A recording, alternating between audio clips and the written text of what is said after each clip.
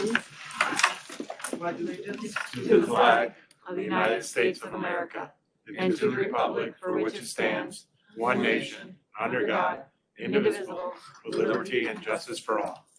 Please call the roll. Mrs. Boyes? Here. Mrs. Giro? She was supposed to be remote, so she may join during executive session at some point. Mrs. Hunter? Mr. Harriman? Mrs. LaRock? Here. Mr. Mullaney? Mr. Marin? Here. Mr. McCabe? Here. Mr. Murdoch? Here. Mrs. Saunders? Here. Mrs. Sears? Mr. Spilling? Mr. St. Pierre? Here. Ms. Watton? Here. We have 8 board members present, and then we also have Ms. Martine Moffett, who will be appointed shortly. All right, so we'll move on to that appointment. Dr. Davey, want to do that? Sure, and I know, just to share, and we have discussed with the board, Mrs. Marquis Moffett, welcome this evening. You have been endorsed and recommended by the Peru Central School District. I know Mr. Storms, as the interim superintendent, and the board actually took action to say formally they endorse you as a candidate for our BOCES board. We have 15 board members. You'll be the 15th seat. We do have 16 districts, so each district is essentially allowed to have a seat. So the fact that your board and your community and school district rep is supportive of your recommendation and come with high regards is fantastic. So we're so pleased to have you join this evening, and I know that, and we want to welcome you. I know you and I have had some extensive conversations on the phone to start with. Just a little bit about the board and the process and what our board does. And we know that we've got a fantastic board, some of whom have been on the board a long time, others who are new. So there's no question that's a silly question, and we're just so glad that you're willing to join us and consider serving from now until our annual the annual board election in April. So I'd like to just turn it over at this time to Mr. St. Pierre as the board president. And so at this point, we need to do the oath of office, and is that what Megan does? You can do that after you appoint her. Oh, okay, so we need a motion to appoint. Second. All in favor? Aye. Opposed? Carried. Okay, so we're good to go. That's good. The oath of office. Oh, you want to do it right now? Sure. Yeah. Okay. Should I stand? It's up to you, whatever you're comfortable with. I'll stand. I, Marquis Moffett, do solemnly swear that I will support the Constitution of the United States and the Constitution of the State of New York, and that I will faithfully discharge the duties as an appointed member of the Board of Cooperative Educational Services to the best of my ability. Okay. Thank you very much. You have a new victim.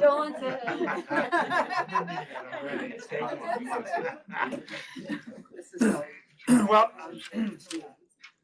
on behalf of the board, welcome. And, I'm sure you'll enjoy being with us because we have fun as much as we can. And we have a great dinner like that every month. That meal that we had tonight, don't count on it for a while. Okay. Unless we change the rules. Anyways, so moving on to executive session. Motion. Second? Second. And could you give us the reasons? Sure, Mr. President St. Pierre, yes.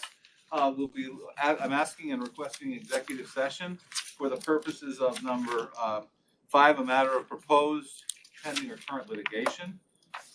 Number 4, that was number 4. Number 5, a matter of collective negotiations pursuant to Article 14 of the Civil Service Law, specifically regarding an approval of contracts and discuss negotiations, as well as number 6, matters related to the medical employment, financial, particular history of individuals and persons with appointments, resignations, dismissals, etc. We have multiple confidential personal updates that we'll be sharing this evening, as well as a contract regarding the CSEA, the 10-month support staff.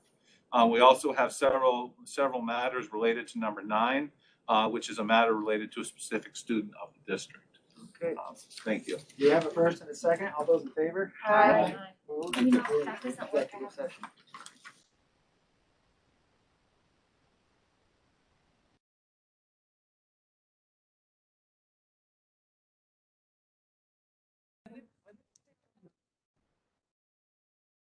What's that?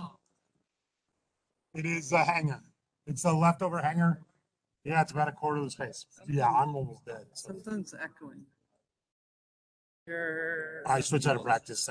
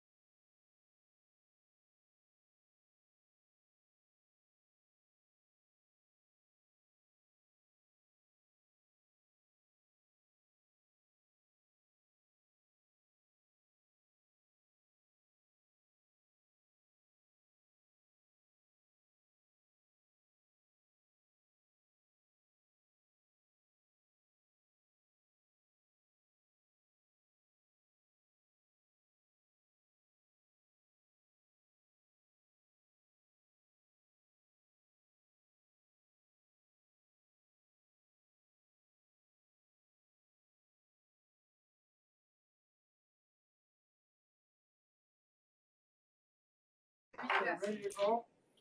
All right, so, before we start off here, two special things that happened tonight. We had a great dinner, and we are introducing a new board member, Marquis Muffin. Typically, Marquis, when we continue the meeting, we ask all our supervisors to introduce themselves. Well, tonight we're going to start with the board members, and then over there, so you can meet everybody all at once. Go ahead, Richard. Rick Harriman from NACS. And I'm Donna Watton from Ticonderoga. Tom McCabe from Key. Bruce Murdoch from Screw Lake. Megan Rabideau, district clerk. You know this guy, right? Yeah. I'm Mitch St. Pierre from Crown Point. I'm Ed Marin from Beekman. I'm Lori Saunders from Saranac. Donna LaRocque of the city of Plattsburgh. Lisa Boyce from Plattsburgh. Marky Muffin from Peru. Oh, Matt Slattery, Director of Special Education. Good evening, Michelle Friedman, the proud director of Career and Technical Education. Welcome aboard. I'm Eric Bell, Assistant Superintendent of Management Services. I'm in my 4th year here. Welcome. I'm Amy Campbell, the Assistant Superintendent for Educational Services. I'm on my 5th month, almost 6th. Just seems Brady Mosher, COVID coordinator and interscholastic athletic coordinator. Thank you. Nice to meet you all. Nice to meet you. Okay, now we'll move on to opinions and concerns from the audience. Anybody have anything you want to bring to the board in particular? If not, we're going to move on to our audit committee highlights. Mr. Bell. Yes, if I may, I'll give an audit committee highlight. Yep. So we had Mr. Harriman, Ms. LaRocque, and Mr. McCabe join us earlier tonight with Dr. Davey, myself, and Christine Myers, our treasurer, for our audit committee meeting. I'll briefly run through what we talked about and give the opportunity to our committee members to add anything else they'd like. So we discussed our corrective action plan from our audit. We had a very successful audit as our auditors presented to the board in October. So we did have 2 management letter comments, one that was addressed already at the time of their audit. And then a second one, which is in regards to our payroll processing via electronic timesheets. They've requested that we continue our transition. We're about 50% transition to electronic timesheets. And they said by the end of the year, you should move everybody off from paper and get them on electronic so you have one system. So we're working through that. Had a great discussion with our audit committee on our action plan through this school year, but we plan to meet that by the end of the school year. We gave an update on our OSC audit. So the state comptroller's office is auditing us. They've been auditing us since the spring. They took a break during our construction and our move and our temporary office spaces. They've been back with us for about a month. We're hopeful that that'll wrap up by the end of January. They're currently data mining everything that we spend money on, payroll purchasing, anything that has to do with any money. They're looking at it. So we're looking forward to working with them as we try to improve our operations into the future. And we talked about our internal audit exemption. We've been able to take advantage of that since this came about, and really over the last 5 years and beyond. We've exercised our internal audit exemption. Deputy Commissioner Jim Baldwin put out a memo that said BOCES are not allowed to take that exemption starting next year. So start to build in your budget now. That ranges from $10,000 to $15,000 annually. The comptrollers even told us that is outrageous. They're going to do the same thing that we're doing for you right now. They're going to audit the same year that I'm auditing right at this moment, and you're going to pay $10,000 to $15,000 for it. So Dr. Davey, as well as other DSs, are working to try to allow BOCES to continue to take this exemption, as well as working with our legislatures, because we believe that's a good advocacy item. So we don't have to waste more of our admin budget on something that doesn't bring too much value to our organization. That was our discussion. I'll open up to the committee members. No concerns? Pretty much it. Everything went well then? That's good. Okay, so And if I could just add, and I want to thank our team. We have an exceptional audit team and financial team with Mrs. Myers, who's our treasurer. Mr. Bell is really our chief financial officer, but also our who covers with management services HR. But our accountants, our team, are very thorough. And we do have that audit going on from the comptroller's office, but I'm very confident in our team and the work that they do and paying attention to details. So I just want to compliment our own team for their hard work, support, and keeping us moving forward consistently. So well done. Budget committee update. So we did have a budget committee meeting following Thanksgiving. It was a very extensive, update. It's a time when we and for Ms. Moffett as a new board member, we actually provide the opportunity for the board to have a reconciliations, which essentially looks at what our planned budget is for the year, and then looks at our enrollment and the financial updates and say, where are we? Are we ahead of schedule? Are we under schedule? And what's our financial standing as we project moving forward for the year? It's a chance where there have been times in the past where we've been short and we had to make some cuts. There have been other cases where we were well ahead of schedule and we were able to make some implementation updates that we felt better served our needs. So again, it's really important all of our directors attend, our assistant superintendents, we have board members on it. I believe may have a vacancy if you're interested in getting more information. But it really is a chance, and we have several budget meetings throughout the year to really keep a finger on the pulse of the finances. So I think I'm going to ask Mr. Bell to just give us a few more highlights. Thank you. And I circled around because it's a little more in-depth update. Trying to take a 2-hour meeting and do it under 5 minutes is my goal here today. With Ms. Giro, Ms. Boyd, Ms. Saunders join us. So if the committee would like to add any topics, and I am really grazing over this. So any items the board wants more details on, we're happy to discuss either the committee or myself or our amazing team that was with us during that meeting. So really we focused on budget recons. Where are we right now? So we know going into budget, are we ahead of budget or are we behind budget? It's really good to know where we're standing today. So great praise goes to Christine Myers leading our financial operation, our accountants, Jess LeClaire and Kobe Siskavich did a great job working with our directors and our assistant superintendents to really get these budget recons done and present them to the budget committee. Quick highlight: special education, 205 autism, 3 students above budget, 208 academic behavior classroom, 6 students above budget, 210 life skills, 4 students above budget, total 13 students above budget in special education. Significant amount of money when you think about our tuition ranges from $42,000 to $84,000 per child. And then our itinerant services, when we review those, they're $160,000 ahead of budget. So doing well financially in special ed. However, there's pressure to meet the needs of those students. So we're working now that we had the budget recons done earlier in November to start filling some of those positions. So you see social workers in different pieces that are being brought to the board to support those. In CV Tech, we're in a 5-year enrollment averaging model. So we take the 5 years enrollment in CV Tech, give you an average per district, gets you a total number of students in CV Tech that we bill for. So our current average is 577. As of 10/1, we reported at the meeting, we had 671. The lock-in date for that, though, is 12/1. So that lock-in just happened. Our committee members, I apologize giving you new information, but it came in at 657 students. So we are well above what our enrollment averaging is, what that means. And we've talked about at the budget committee when it was almost 100 students above budget, right? So what that means to school districts is 100 times their tuition, which is just over $12,000, is not being billed to school districts. So $1.2 million enrollment averaging saved our component school districts because 10/1 would have been their lock-in date. That's powerful. And our team has been working diligently to service all of those students, the now 657 students. It does impact us long term. Our enrollment average number is going from 577 to 590 next year. So that enrollment average number does go up, which helps us during that budget process to try to keep our tuition rate near where it is now. Pre-CTE job target students are 22 students above budget. So we have servicing more students in that area. And our adult education coaster 103 is tracking right now to a surplus at this point in time in our projection. So 2 very good, strong financial positions. ISC, our technology coaster, we budgeted for 5 districts. We're now at 10 with more inquiries on a weekly basis because of the quality of the service. We're monitoring our 505 instructional printing, our 506 school improvement, and our 610 school public relations.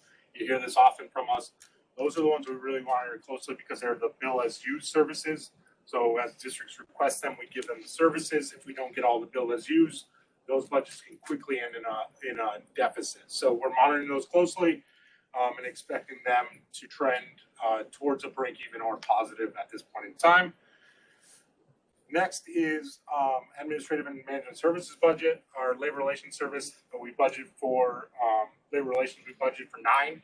We have 6. We're anticipating this as part of our transition. It's going to take time. School district are kind of cautious who we're getting for a director. We're looking to ramp that up to bring more services next year, and we've already been in discussions with multiple school districts. School food management co-serves up to 6 school districts. We had originally budgeted for 4. Mini capital project budgets, infrastructure project, fire alarm project. I'll talk more during a capital project update about this. They're $140,000 under budget. Plus, our voter-approved capital project is under budget by $4.5 to $5 million. So, really good news given to the budget committee on that. We talked about surplus projection. In the 2-hour meeting, we talked about a lot. So, surplus projection, we really discussed our reserves in this point in time. And our reserve plan that was shared with the board in September, we discussed that and trying to get a focus for this year to fund our employee benefit accrued liability reserve by $300,000 and our teacher retirement system reserve for $200,000. So as we look at increased enrollment and some extra unbudgeted revenue coming in, we need to have a target for funding those reserves that we've highlighted as needs for our organization and continuing that trend. Lastly, we talked about budget development factors. Our health insurance and workers' comp consortiums are doing well and beating trend right now. When we get that final rate, which will end up being after we set budget, so we'll be talking to you about budgets in mid-February. They tip that board of directors, which Dr. Davis sits on, and he's actually the chairperson for the workers' comp. That'll be set by the end of February. So we'll make an estimate. But when we make those estimates, every 1% to CVS, 1% increase on premium costs us $86,000 in our budget. So to think about that, that's like a whole person cost every time those premiums go up 1%. Trend in health insurance is 7-8% annual. We're beating trend right now in our budgets in the consortium, so it should be below that. But keep that in mind as you hear those percent increases, $86,000 or really a cost of a person. TRS is up 0.5%, which is about $50,000 extra cost to CVS. In our budget, ERS is down 2.5% or about $150,000 savings. So a net in the retirement system of a savings there. Very positive news. The last piece I'll give for an update is our WADA. It's overall is down 252 students to 13,699. Keep in mind that's not enrollment. It's resident weighted average daily attendance. So students are weighted differently. If you want enrollment numbers, you want to look at the Fed's numbers. But our WADA is used in allocating our administrative budget. So when we have an overall negative, 52 students down, any school district that increase in their WADA has a compounding effect on their change in their share of our admin budget, which means some schools' costs of our admin budget are already going up without us not changing it at all. So keep that in mind. 6 districts do have an increase in our WADA out of our 16. That's all I had. I'm happy to open up. So, and I'd like to just add a couple other points. As part of our conversation, we also talked about the funding trends in the state. You know that with the arrival of the surplus monies, the legislature and even the governor said that they would then fully fund foundation aid. So our districts last year received a significant increase, and many of them were given additional money. The plan is that in the next 3 years, all the districts in the state will be fully funded. What that means right now is approximately $1.5 billion at a minimum in new aid. It could go higher. With that being said, currently 8 of our districts are on Save Harmless, meaning they're actually on target. They've lost students and they're appropriate, but we have 8 of our districts who are due money. And with NISPA, we've actually recommended, and there's been conversations that said they're even suggesting that those districts that are at Save Harmless, in other words, they're fully funded now, get at least a 3% raise in their state aid. So that's something that's going to be advocated. There's also certain other areas because of the full funding. The foundation aid has been one of the topics everybody's asked for. The legislature actually put it in legislation that they would fully fund in the next 3 years. The budget, with surplus monies in the state, they also raised income tax and some other funding streams. So there is a plan to try to implement this and be able to sustain it. So that's good news for schools, but we've got to be very cautious too. And we've already talked with our superintendents about beyond the 3 years of that funding, because we don't want to have a financial cliff where they're getting extra money now and then all of a sudden it drops off and they lose all the staff. So it's actually having a plan with our districts, which also support us, to be able to make sure that we can sustain growth and improvements that we're helping fund now. So that's part of the conversation. It's very important. The last piece I'll say, probably one of the leading areas of advocacy, because again, it's a process. It's not a one-time event with our legislators rather. One of the top areas that every one of the groups are advocating for is increasing the CTE support. For many years back in 1993, the funding stream was set at $30,000, and it's been like that ever since. So our CTE teachers are reimbursed for their participation only at a $30,000 level. Today, the average salary is approximately $65,000 to $70,000. So that would be a significant increase. It would essentially be double what the state is paying. So there has been advocacy to try to implement that over several years, because it would be a big hit on the budget process. But NISPA is advocating that. Rural Schools is advocating that. The Big Five is advocating it. Actually, not the Big Five, but NISCUS is advocating it. They're the city, so they're not. But for the most part, all of the PTA is advocating it. So all of the different groups are kind of coming together and saying, you need to fix this. 1993 is a long time ago, and to fund it at that level, because our districts, Ms. Moffitt, get reimbursed on a COSER aid ability, which means when districts participate in it, they get money back. Mariah is at 80%. Peru is about 70%. Plattsburgh is, I think, 58 to 60%. It varies based upon the districts, and I think that's really important that as those districts make that expenditure, that they are able to then recoup that money as well. So again, we'll keep you posted about the budget trends, but again, there's some positive feeling out there in terms of the full foundation aid funding process, but we're moving forward with that. So any questions for Mr. Bell in the update?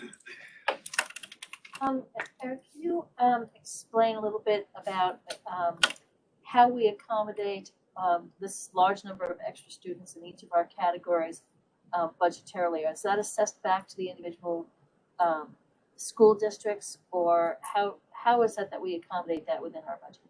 Different by division. So special education, yes, it's billed to them. So we have additional revenues coming in order to fund and accommodate them. In CV Tech, we do not bill them anymore for those students. However, in our pre-CTE, we do bill on a tuition basis. So since they were 22 over budget, that actually is what allowed us flexibility in CV Tech to meet the needs of those additional 100 students. So we've been able to reallocate some funds from our pre-CTE budget to help support some of our classrooms that had student enrollment that we've never seen before.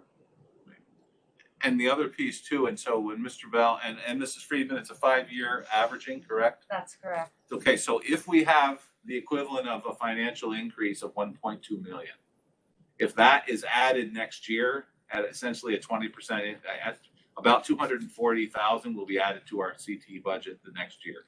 And then the following year, you could potentially have the same, and so on and so forth. So, we are looking at several instances. For example, in our welding program, whether we need a new teacher. Mrs. Friedman has been looking at that, saying, are there supports where there's more students that are needed? Mr. Slattery, as Mr. Bell referenced, where we have needs, because there's more students than we anticipated, the districts actually pay for those increases. So that's one of the reasons why we have so many aids on our agenda, because we actually have needs. So with that being said, it's a positive problem to have, but that's where we're also want to make sure we understand with the reconciliation is what's the budget trend, where are we, and can we make adjustments to be able to support our programs as well.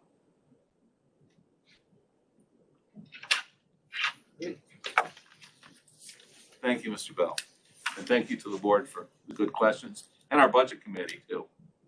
Capital project update. Don't go too far. Okay, so Mr. Bell, I'm just going to share with our budget, our capital project that was approved as our capital referendum. We had 72% passing back in the day.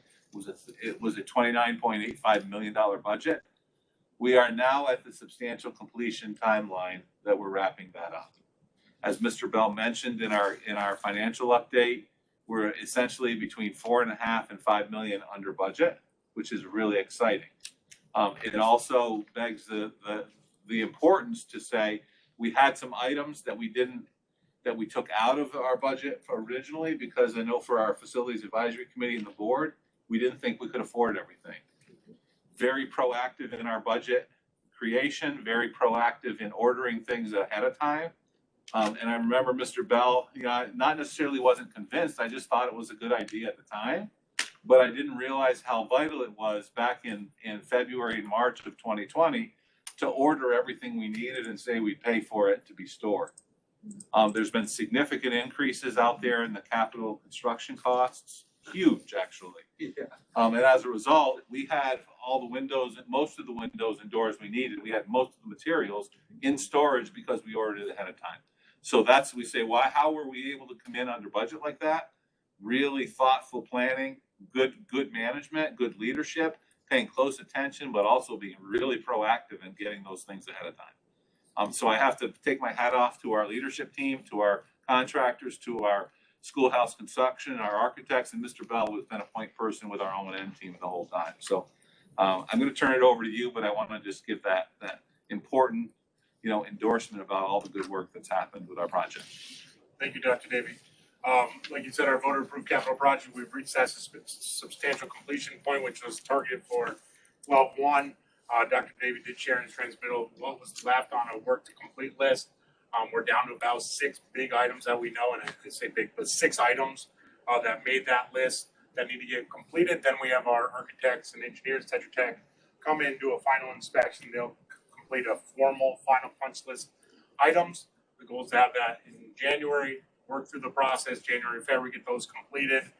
We do have 2 items that are lingering till the spring, like we talked about, the roof of the north building, as well as the plumbing coming out of our addition, where their sink is, that's gonna get tear up asphalt and get fixed.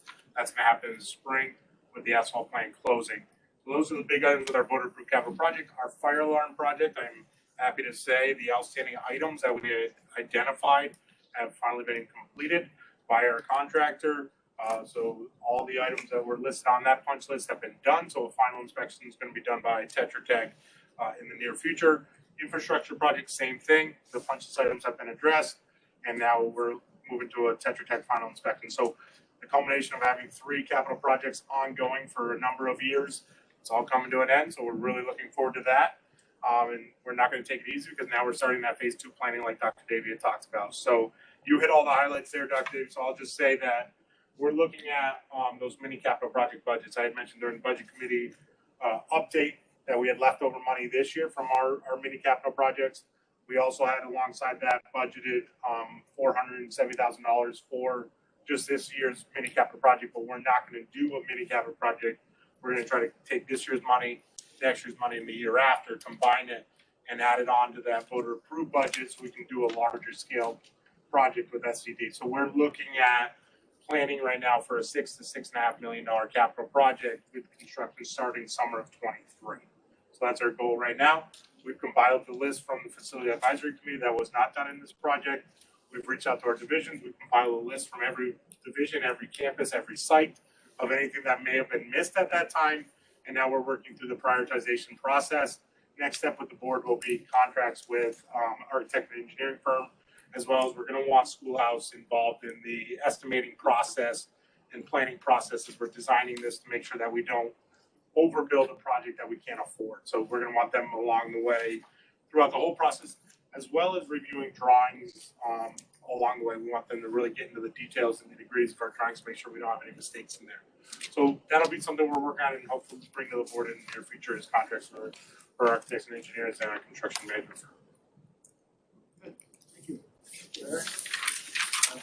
Moving on to the district superintendent's update. Okay, and I'll try to be as brief as possible. There are a number of items. We do have, and you do have an agenda for it. School year updates. First of all, thank you for the wonderful dinner to our CB Tech program, Mrs. Friedman. Awesome job. The division did a fantastic job. Our chefs amazing as usual, and our students exceptional. So really a fantastic dinner. Thank you to the board for joining us. We look forward, Ms. Moffett, for hopefully for next year and other board members attending and having us continue to move forward with that. Ongoing weekly updates. So we have been very, working hard with our team to get those messages out. I will share with you at the district planning team meeting we had this week, some positive feedback about that message and getting the information out. Just a way to keep connected to the staff. Next week, starting this week, we're going to start having some holiday themes where we start celebrating across CVS.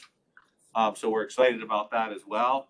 Also some other updates as well. And I met with Ms. Giroux today, and we'll put a little blurb in there once a month for health insurance. Just a paragraph and say, hey, go to the website and other things so that people can start using it as information as well. I'm excited about that. In our transmittal, you had some updates and some pics regarding the annual Plattsburgh City Holiday Parade. Mrs. Friedman, congratulations to our team. Really put on the glitz in terms of the lights and celebrating our new trucks and our program and staff marched, and we even got a picture of Mr. Bell in the process as well. So don't use that as blackmail either. It's a Santa shirt. But also give you a little insight about some of the things that's fun, but also celebrating our program. So really exciting about that. I want to also draw attention to our upcoming STEM partnership meeting with the Universitat of Saigon. Mrs. Friedman, I know that's going to be here. Can you give us a 30-second update about that too? Sure. It's one of many events that's being hosted to receive the representatives from, oh my goodness, I'm so sorry. I don't know how that happened. Well, I do. From the University of Siegen in Germany. We are one of 2 U.S. schools that will be participating in a pilot project where our students from our Mineville campus will be connected with students from the University of Siegen to actually work through solutions of our local advanced manufacturing companies that they are experiencing right now to culminate in an opportunity for them to solve that problem for the companies here in the United States. So our budding engineers will work with the budding engineers from Germany to process through a problem that it looks like our major affiliate will be Schluter Systems, since their plant is only about 70 miles from the university in Germany. And then they will present back to the engineers and CEO and higher execs at Schluter with their solutions. So that is super cool. The only other school that's doing that is a high school in Michigan. Part of the project, though, is to use our experience to build a toolkit so that this process can be replicated in other STEM classrooms across the country. So the event that's going to be happening here is an educator forum for community educators to just talk to the representatives from the university and the Workforce Development Board partnership who's sponsoring this project. There are other events such as business and industry liaison meeting. They are meeting with folks over at the Institute of Advanced Manufacturing, and they're also meeting at the MHAB Center on the base, and several other components. On Wednesday, they will be in the Mineville Center to meet the students and have an extensive visit with Pretech Plastics and their engineers and company executives. So we're very, very excited and happy to host the educator event here. Yeah, I think, Mr. Marin, you responded to be able to attend as well. So those are the type of invites. If you're interested, you let us know and we're able to encourage you. There may be other opportunities in the future too. Excited about it, and I know Schluter Systems, if I could say it right tonight, is world class in their field, really highly regarded and renowned. And the fact that we're partnering with a German firm and university and is really exciting. So thank you, Mr. Friedman, for your leadership. It's workforce development, it's the chamber, it's really, great collaboration and really exposure for CVS and our phenomenal program. So Thank you. Is it on Monday that they're getting here, coming here? Yeah. Yes. Yes, Monday, our right? forum is on Monday here. They'll start the day with a breakfast at MHAB and some business partnership meetings. Then they will come to the Plattsburgh main campus for a tour of that facility, and then we will come here for the educator forum at 11:30. Yeah, it's exciting stuff. Just a couple quick COVID updates as well. You have the updated COVID report card. This is a snapshot of all the COVID cases in our school districts and CVS. The case as of 12/8, so that was yesterday's data. A year ago, it was 16 students of staff and students. This year, it's 953 as of today.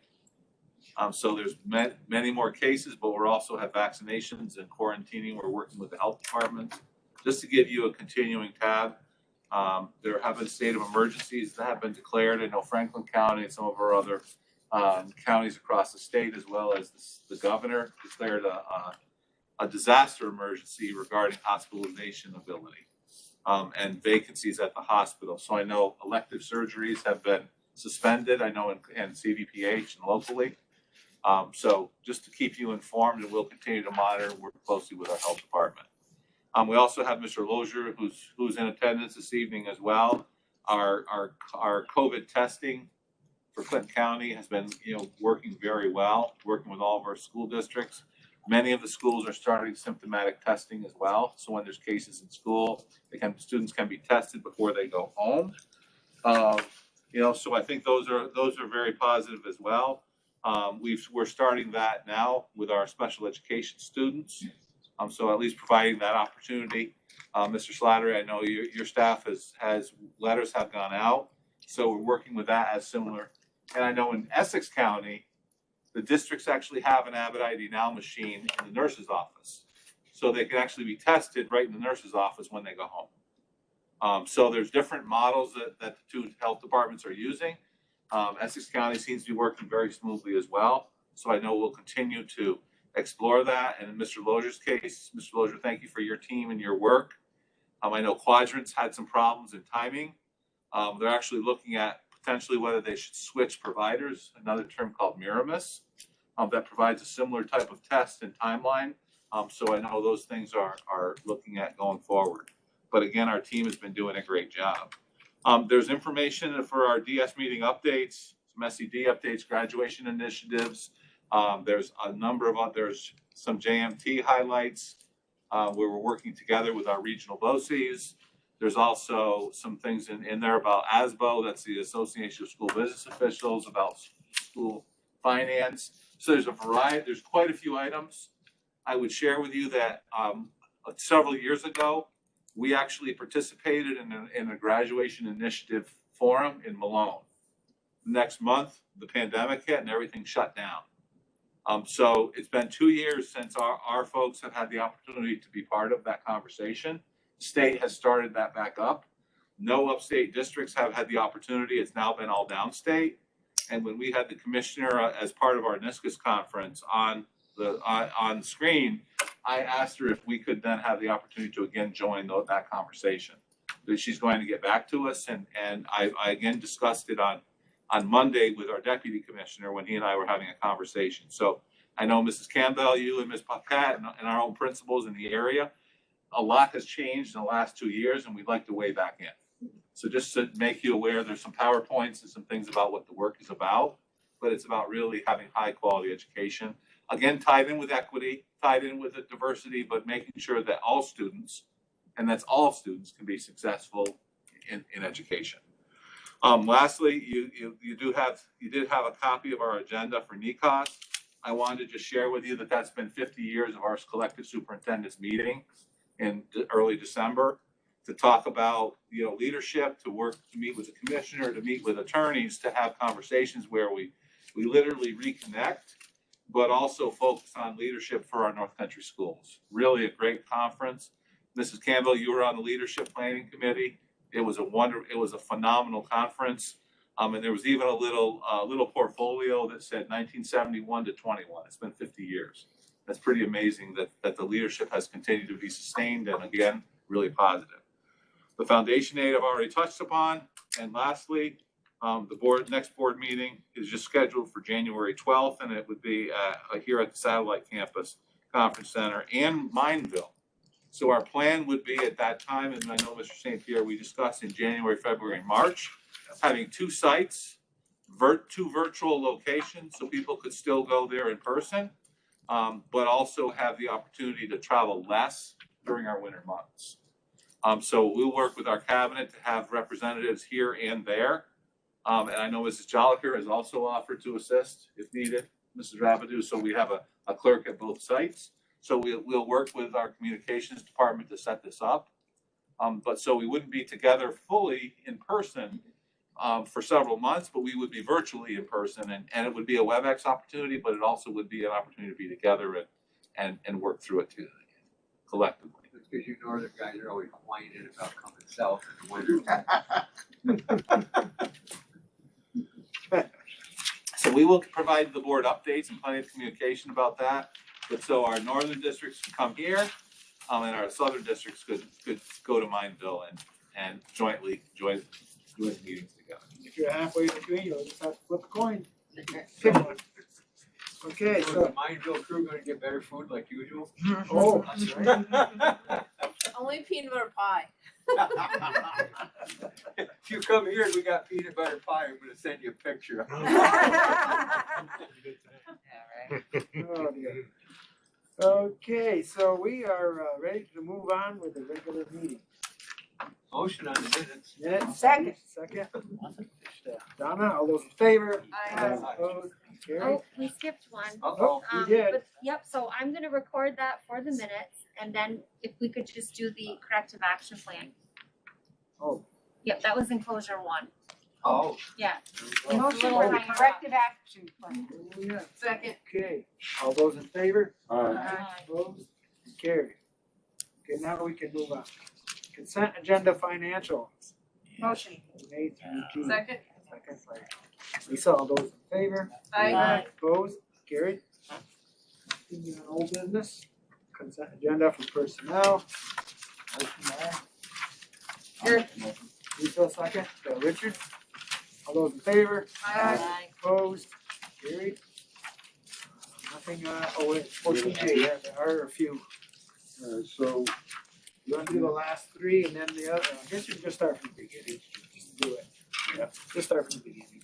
the first one is recommend that we extend the temporary employment. Motion. Second. Second, all in favor? Aye. Opposed? Carried. The next one is the approval to letter of resignation. Motion. Second. Lisa, all in favor? Aye. Opposed? Carried. Next one is the approval for leave of absence. Here. Lisa, second. Second. Donna, second, all in favor? Aye. Opposed? Carried. Next one is, there's 4 different appointments, So, probationary. double service, probation appointments. Motion by Donna, second Second. by. Yeah, Donna. And this Donna. Donna, did you? No. You first? We could get confused there. And we have another civil service appointment, provisional. Motion. Second. All in favor? Aye. Opposed? Carried. And we have 2 temporary appointments. Motion by Second. Lou, second.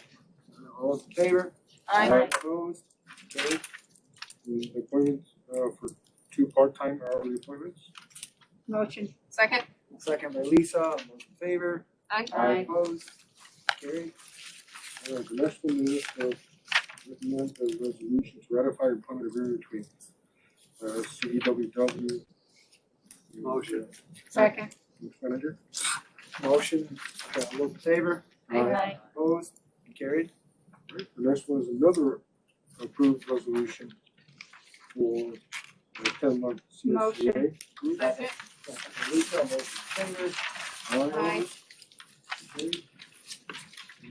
next one is approved the lead evaluation and certification resolution. Second. Moved, second, Richard, all in favor? Aye. Opposed, carried. Strategic.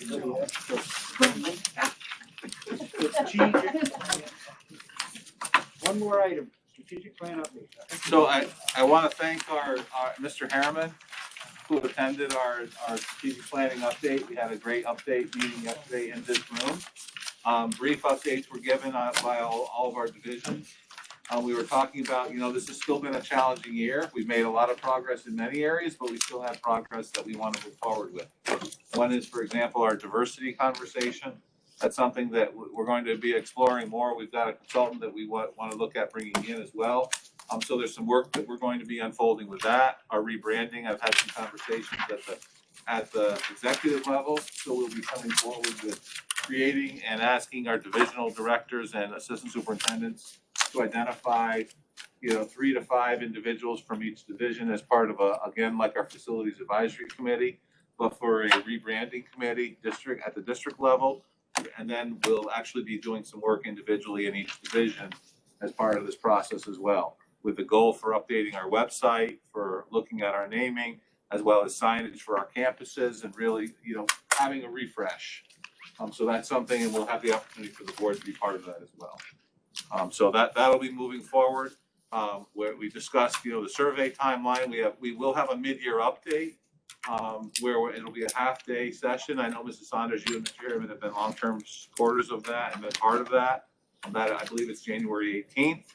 And in February, the board will have a strategic plan mid-year update where you'll receive a more extensive update from our strategic plan. And Ms. Moffitt, so we've had a strategic planning process over the last 8 years. The capital project was one example that came through as part of it. So it's been very productive. And not only have we had a plan with our mission and our vision and our core beliefs, but we've actually then held ourselves accountable for working on to achieve the things we've targeted. The board has regularly participated in a board retreat every fall and been actively involved in monitoring the conversation and the data and the progress we've made. So it's a living, breathing process, and the board has been very supportive of it along the way. So we're appreciative of that. So any questions? Found a replacement, yeah? We're working on it. Good. So we need a motion. Motion. Second. Second, Richard, go home. All those in favor? Aye. Carried. Oh my goodness.